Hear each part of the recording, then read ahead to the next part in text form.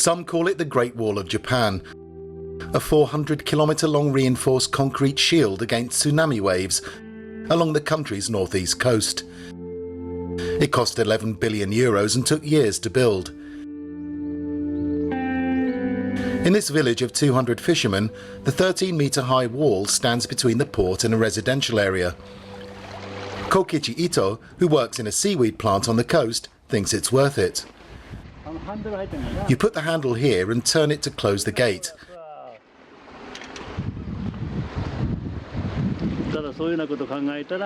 If there's another disaster, our children and future generations won't suffer the same losses as we did.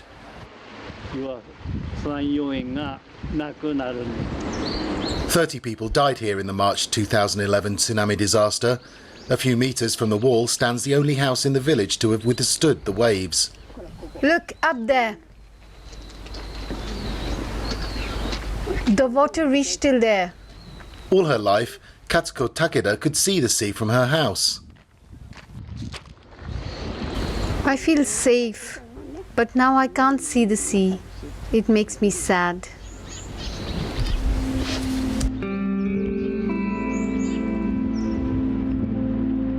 This mammoth project is the Japanese government's response to the 2011 disaster, which killed nearly 18,000 people in Japan.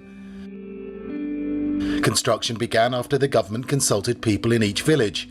The wall's height and shape differs depending on its location. Here, it's shaped like a pyramid, 90 meters wide and 15 meters high, the biggest protective seawall in Miyagi Prefecture. There were wide-ranging opinions about building the wall. We had many heated debates. This local council member has published a book about the wall. Here the mountains are very close by and only a few houses need protecting. Personally, I think it would have been enough to raise the road. It wasn't necessary to build such a big wall. The walls block the view of the sea and can lull people into a full sense of security.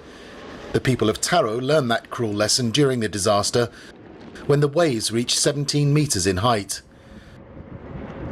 Taro, which had suffered several devastating tsunami, already had a protective wall in 2011. It was a source of local pride and drew experts from around the world. But this is all that remains of the wall, a few meters of concrete rubble. This village is built in such a way that wherever a person might be, he can reach a safe area in 5 to 10 minutes. If everyone had evacuated immediately, many lives could have been saved. It's sad. Confident that they would be protected by the wall and misled by an alert describing the tsunami as only 3 meters high, some residents climbed up the wall to take photographs of the tsunami before being engulfed by the waves. It's really hard for us emotionally to keep seeing this wall, but we have to keep it in this state so that people will never forget what happened. In fact, it's a treasure that will help protect future generations.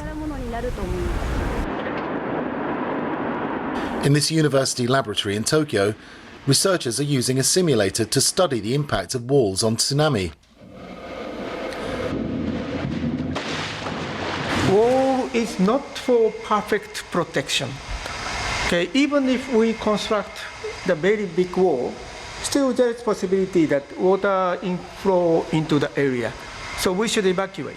But anyway, with the existence of those walls, we can reduce tsunami overflow and we can get some time for evacuation that is necessary for local residents.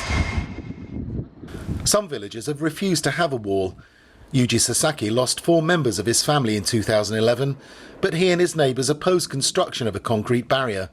Instead, they agreed to move the entire village to higher ground. Many other villagers opted for both measures. Before the tsunami, our village was down there. We lost our homes and members of our families, but we want to continue to live near the sea. We all love the sea.